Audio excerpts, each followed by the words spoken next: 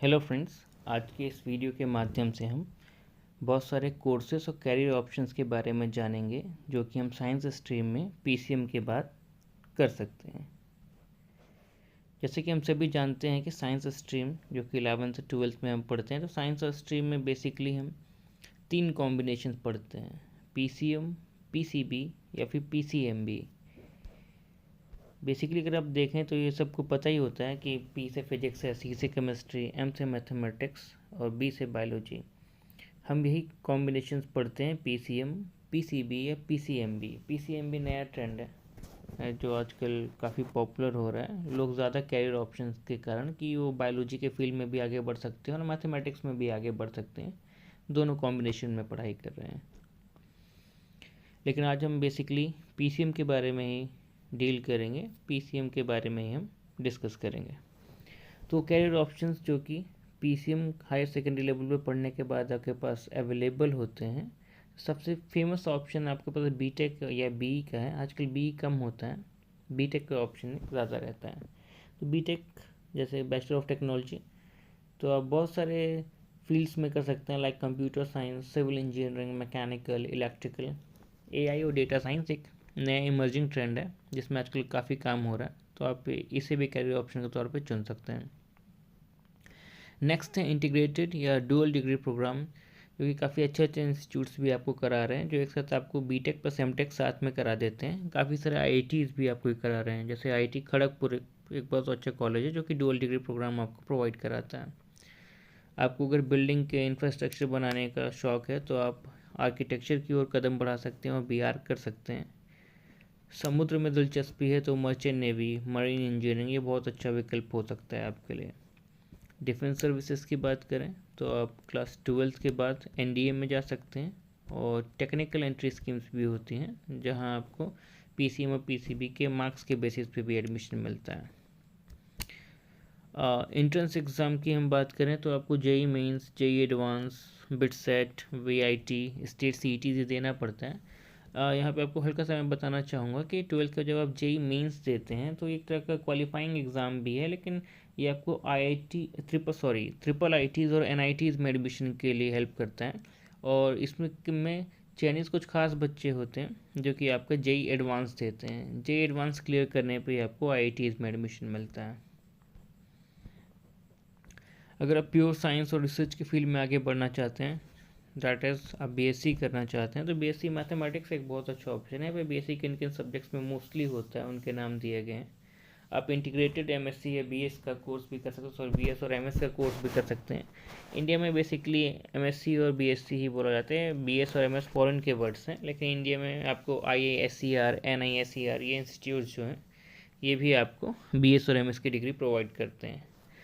आप चाहें तो रिसर्च प्रोग्राम में भी जा सकते हैं, जिससे आपको आगे इसरो, डीआरडीओ, बार्क, टीआईएफ इनमें अच्छी जॉब अपॉर्चुनिटीज़ मिलती हैं। अगर आप टीचिंग में जाना चाहते हैं तो यहाँ पे बीएड आफ्टर ग्रेजुएशन या फिर पोस्ट ग्रेजुएशन लिखा हुआ है। कुछ पॉइंट मिसिंग है, वो आपको एक्सप्लेन कर देता हूँ। स्कूल में टीचिंग करने के लिए अगर आपको प्राइमरी में पढ़ाना है, प्राइमरी से मिडिल तक, तो आप डीएड का कोर्स कर सकते हैं। दैट इज़ क्लास 1 से 8 तक डीएड चल जाता है। लेकिन आपको मिडिल और हायर में पढ़ाना है तो वहाँ आपको बीएड कंपलसरी है। सो बेसिकली टीचर्स को 3 पार्ट में बांटा जाता है, primary teachers, middle teacher that are also known as upper division teacher, उसके ऊपर होते हैं लेक्चरर्स या पोस्ट ग्रेजुएट टीचर्स। तो आपको प्राइमरी टीचर बनने के लिए आपके पास डीएड की डिग्री होनी चाहिए। मिडिल के लिए अगर आपके पास डीएड है तो भी चलेगा, नहीं तो वहाँ पे बीएड ज़्यादातर लोगों के पास होता है, तो बीएड और ग्रेजुएशन होना चाहिए। हायर सेकेंडरी यानी कि पोस्ट ग्रेजुएट टीचर या फिर लेक्चरर बनने के लिए आपके पास पीजी की डिग्री होनी चाहिए और साथ में बीएड होना चाहिए। अगर आपको असिस्टेंट प्रोफेसर बनना है तो मिनिमम क्वालिफिकेशन जो है पीजी प्लस नेट होता है, लेकिन आजकल काफ़ी सारी जगह पे पीएचडी कंपलसरी कर दिया है। कुछ एंट्रेंस एग्ज़ाम का नाम दिया गया है IISER aptitude test, NEST and CUET। आप एग्रीकल्चर और अलाइड साइंस के फील्ड में भी आगे बढ़ सकते हैं। आपके पास बीएससी एग्रीकल्चर एक बहुत अच्छा ऑप्शन निकल के आता है, BTech agriculture, dairy technology, food technology. इसके लिए एंट्रेंस एग्ज़ाम में लिखा हुआ है ICAR AIEE या फिर स्टेट एग्रीकल्चर यूनिवर्सिटीज़ के एंट्रेंस एग्ज़ाम होते हैं। यहाँ पे जो ICAR लिखा हुआ है वो भी अब CUET से बदल चुका है, अब इसका जगह भी CUET ही होता है। एविएशन और स्पेस की फील्ड में अगर आप आगे जाना चाहते हैं तो आप कमर्शियल पायलट की ट्रेनिंग कर सकते हैं, एरोनॉटिकल इंजीनियरिंग की पढ़ाई कर सकते हैं, एरो स्पेस इंजीनियरिंग, या फिर एस्ट्रोफिजिक्स या फिर स्पेस साइंस की भी पढ़ाई कर सकते हैं। मैथमेटिक्स के बाद भी आप मैनेजमेंट की फील्ड में जाना चाहें तो बिल्कुल जा सकते हैं, आपके पास BBA या BMS का ऑप्शन है। और इसके आगे आप चाहें तो MBA कर सकते हैं। कुछ जगह इंटीग्रेटेड MBA भी प्रोवाइड होता है, जैसे कि IIM इंदौर या रोहतक का नाम यहाँ पे आपको लिखा हुआ दिख रहा है। अगर आपको होटल मैनेजमेंट या फिर इवेंट मैनेजमेंट में जाना है तो वो भी एक बहुत अच्छा विकल्प है। अगला ऑप्शन चार्टर्ड अकाउंटेंट का और कंपनी सेक्रेटरी का लिखा हुआ है। देखिए बेसिकली ऐसा होता है कि हमारे अंदर एक पहले से धारणा होती है, जो प्रीजम्पशंस होते हैं कि चार्टर्ड अकाउंटेंट मोस्टली कॉमर्स वाले बनते हैं, पर ऐसा नहीं है। चार्टर्ड अकाउंटेंट बनने के लिए आपकी मैथमेटिकल कैलकुलेशन बहुत अच्छी होनी चाहिए, तो मैथमेटिक्स वाले भी इसमें जा सकते हैं। मैथ्स अच्छी होने का उनको एक अच्छा खासा यहाँ पे फ़ायदा मिलता है। बैंकिंग या फाइनेंशियल कोर्सेज भी आप ज्वाइन कर सकते हैं, इसमें भी आपको काफ़ी अच्छे करियर ऑप्शंस हैं।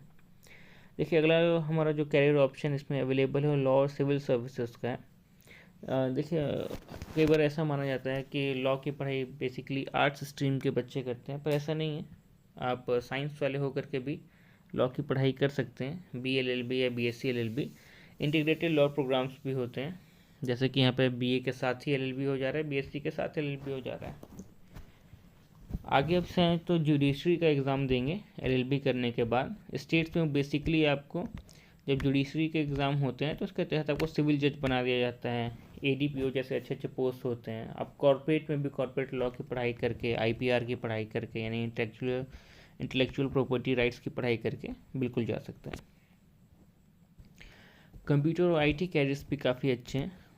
PCM के बाद आप BCA कर सकते हैं, bachelor of computer application, BSc IT, data science, AIM, machine learning, cyber security, ethical hacking. Game enthusiast हैं तो गेम डिज़ाइनिंग, एनिमेशन या मल्टीमीडिया में भी जा सकते हैं। डिज़ाइनिंग के शौकीन हैं और क्रिएटिव हैं थोड़े, तो आप फैशन डिज़ाइनिंग का कोर्स कर सकते हैं, product design, industrial design, animation, VFX, multimedia, interior designing etcetera. तो इसके लिए एंट्रेंस एग्ज़ाम होता है आपका NIT, NIFT, UCET और CET।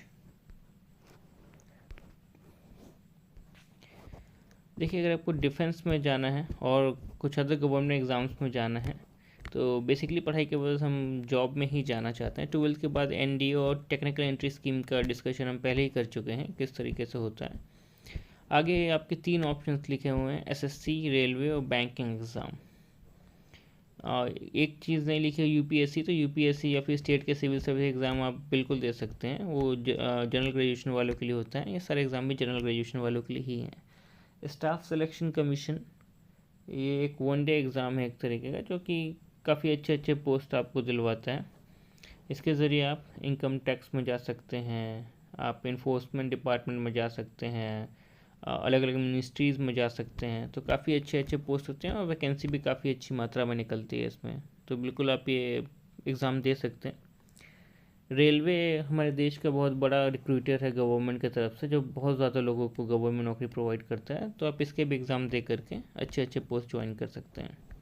अगर बैंकिंग में इंटरेस्ट है तो बैंकिंग के लिए यहाँ पे मैंने कुछ एग्ज़ाम्स का नाम लिख दिया है, जैसे IBPS या नेशनलाइज बैंक के लिए में क्लर्क के पोस्ट हो गए, प्रोबेशनरी ऑफिसर्स के पोस्ट हो गए, उसमें आपको रिक्रूट करते हैं। SBI अपना अलग एग्ज़ाम लेता है। नाबार्ड हो गया आपका, national bank for agriculture and rural development, RBI है, एक्जिम बैंक है, export import bank of India. ठीक है, ये सारे बैंक हैं जहाँ पे आप जॉब के लिए ट्राई कर सकते हैं। आफ्टर ग्रेजुएशन ये जो एग्ज़ाम लिखे हुए हैं SSC, रेलवे और बैंकिंग, इसके लिए आपको ग्रेजुएशन करना पड़ेगा, और ग्रेजुएशन फिर किसी में भी करें आप। अगर आप BTech कर रहे हैं, BSc मैथमेटिक्स कर रहे हैं, आप बिल्कुल ये एग्ज़ाम दे सकते हैं। आगे कुछ इमर्जिंग ट्रेंड्स हैं यहाँ पे, data science, AI, machine learning, robotics, IoT, blockchain technology etcetera, और भी नाम लिखे हुए हैं आपके सामने। तो ये कुछ नए फील्ड्स हैं जहाँ पे आप बिल्कुल अपना कैरियर बना सकते हैं। ये कुछ टॉपिक्स थे, कुछ अच्छे कैरियर ऑप्शंस थे, कुछ अच्छे कोर्सेज थे जो कि आप PCM करने के बाद कर सकते हैं और जिसमें जॉब की अच्छी संभावनाएं हैं। आज का वीडियो यहीं तक। यहाँ तक जुड़े रहने के लिए आप सभी का धन्यवाद।